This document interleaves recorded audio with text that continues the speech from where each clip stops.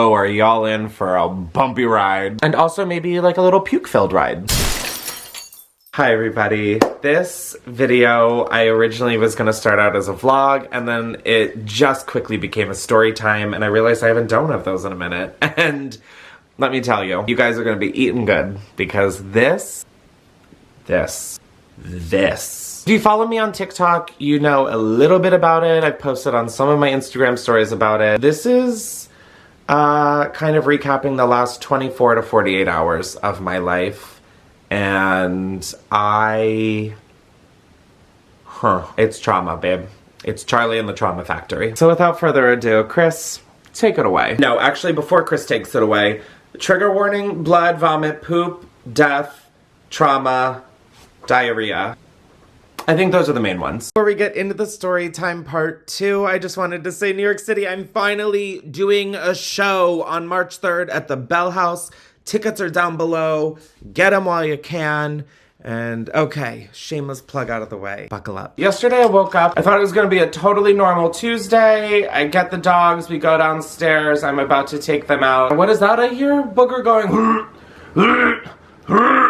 I'm like, okay, she's gonna throw up, and she has the decency to do it on the hardwood floor. Lit. What was not lit? The vomit being blood. So I just watched my beloved dog throw up probably like 2 cups of blood. I mean, I just never thought I would see that much blood in my lifetime, like accumulated, let alone in one instance in my kitchen. So suddenly I was quoting Scooby-Doo and I was like, row. I call the vet and I'm like, hi, so my dog just threw up a lot of blood. The lady at the vet said that they had a 9:30 opening and it was like 8 a.m. at that point. So I was like, sure, we will take it. And you bet your ass I'm gonna be showing up early. Totally chilling around the house until about like, you know, like 9 o'clock. And I'm like, all right, let's make our way to the vet. Put Worm in her crate. Booger and I are in the car. I have driven maybe 2 minutes out of my neighborhood when, you guessed it, I hear the noise again. Yeah, Booger, did that sound familiar? I know, it was too soon. Because nothing's easy, I'm driving down the back roads at this point that are really windy, and I try and pull over to at least get her out of the car so she can throw up. No, whatever plan I had went out the fucking window. Not that I think it was ever in the window. I fly out of the driver's seat and I open the back door to where I can see her head, and there it is. If I didn't think I saw a lot of blood at 8 a.m., girl, 9, 10 a.m., Booger doubled down. So I definitely called my mom, sobbing, screaming, I'm gonna kill myself. Yep.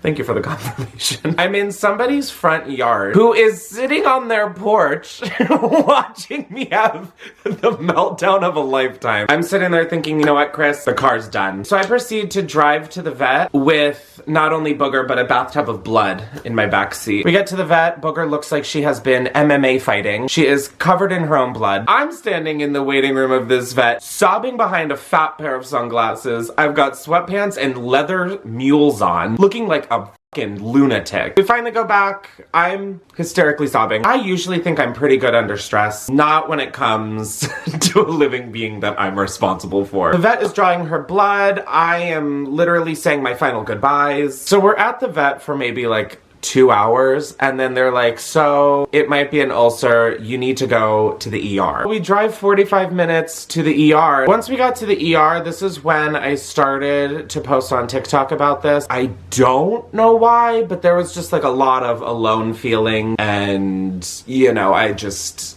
full panic, who knows, okay? So $1,000 and 8.5 hours later, this journey comes to a close when they bring Booger back to the room after the ultrasound. She has gastroenteritis, which means that her stomach and intestines are inflamed. Hers, of course, are severely inflamed, to quote the vet. I am feeling such a sense of relief because they've pumped Booger full of liquids and anti-nausea stuff. Did you look like a little camel? Yes, you did. So I get home around 5, and yes, I did leave my house at 9 a.m., so to those saying I couldn't handle a 9 to 5, where I would like to say, not because she's sitting here, but huge shout out to my mom. I really don't know what yesterday would have looked like without her. So I get home, my mom meets me at my house, I get inside, and Booger goes to her crate, and I'm thinking, okay, the worst is behind us. The ER gave me a very intensive, like, 3 different medication regimen. I mean, like, I'm on my Clara Barton shit, okay? My mom and I are just, like, chilling after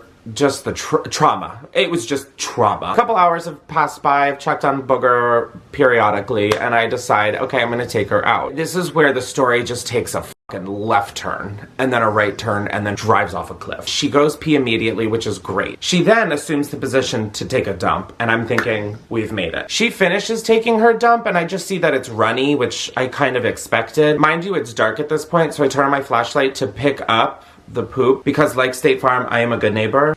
There was no preparation for what I was to see when that flashlight turned on. What came out of her was blood. Blood and shit. This is on my neighbor's yard. Oh my god, my window's open. Yep. This is on my neighbor's yard. So I'm sitting there with Booger, a flashlight in one hand, and some eco-friendly, made-from-corn poop bag in my right hand, basically fucking finger painting their front yard with her blood shit. I know it's not great. I really picked up as much as I could have. So I bring her back in, like, clean up back there, because it was an explosive moment. And then this is when everything really becomes a blur, but all I know is that for the next, like, 14 hours, I was gonna be pretty much face to face with liquid diarrhea blood.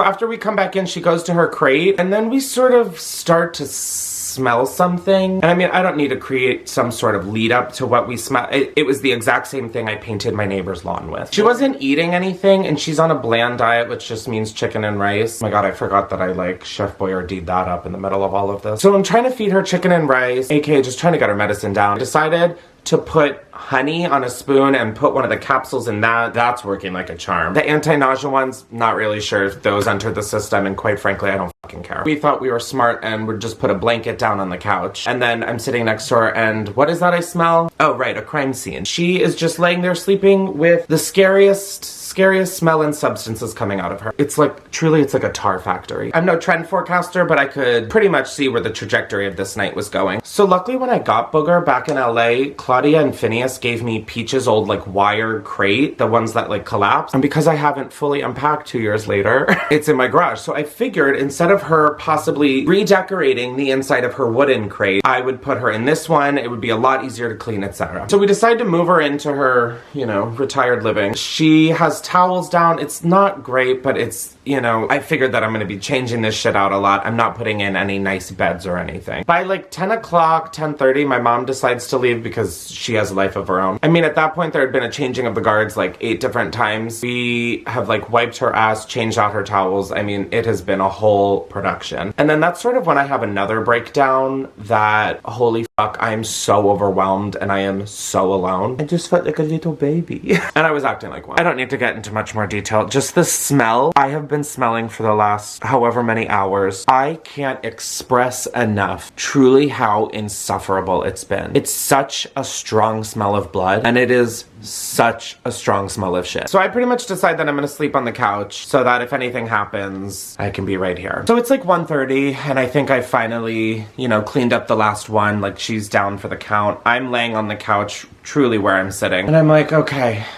one day I'll fall asleep or drop dead, who knows. All of a sudden I smell the smell. I'm thinking, Chris, you've just been drowning in it all day. You're just smelling. And then I hear Booger licking. And that's when I know that this was not a drill. I get up, wipe her ass. To clarify, me cleaning her backside up isn't just like a little pat here and there. When she erupts this magical substance, her tail is like pressed fully against her hole. So this shit is not only just coming out, it's going down her tail, it's going all around her, like, behind. Anyways, so I'm falling asleep around, like, 2:15, and then I wake up to just do it all again. However, today, the leaking stopped around, like, 1. She ate her chicken and rice for breakfast, she drank water, and we got all of her medication down. I truly feel fucking insane. I woke up at, like, 7 o'clock this morning, and by approximately 10, I had done 6 loads of laundry. I'm starting to run out of towels. I'm starting to run out of washcloths. I'm starting to run out of,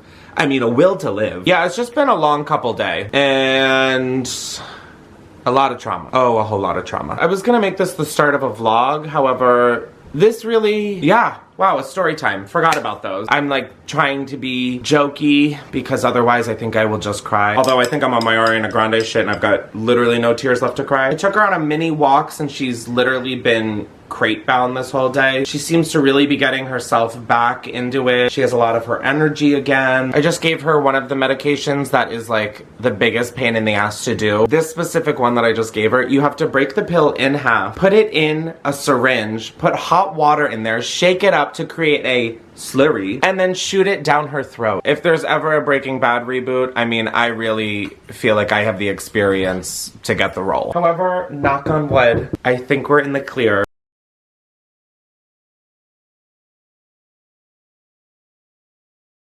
I've had to cancel a bunch of work stuff. Honestly, this got me out of New York Fashion Week, which is kind of major. Like I said, I posted on TikTok, and just the amount of positivity and love and support that Booger and I received, that sounds like such an insane sentence, but it really was so touching and honestly overwhelming. I felt so alone, and to have that kind of support, it was really moving, and it felt good to hear so many other people say that their pets have been in situations like this. Like, at least I got ahead of it as it happened, and I do feel really lucky and thankful for the vets, the nurses, the doctors. God, the one vet who gave me just like a solid 3-minute hug because I was sobbing thinking my dog was fully gonna die. I feel so dramatic telling this story now that we're like hopefully over the hump, but it really was just trauma. It was just trauma, babes. Anyways, I'm gonna go partake in something that I do on Patreon, and I will talk to you guys later. I love you guys. I love you guys. I love you guys. Hopefully some people could laugh at my pain, because I mean, if no one's laughing at this, what are we fucking doing? I love y'all. This was fun to do a little story time. I haven't done one of these in a minute, and yeah, I will talk to you guys later.